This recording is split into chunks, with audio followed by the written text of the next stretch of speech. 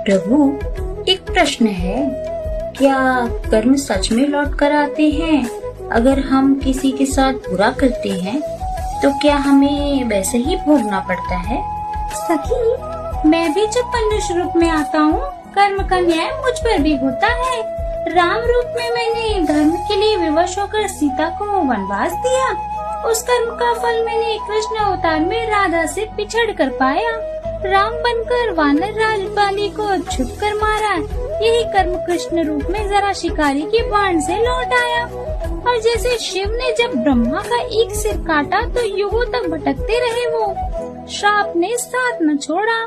कर्म से कोई मुक्त नहीं होता सखी, न तुम न मैं। जो बोओगे वही काटोगे, यही सृष्टि का नियम है।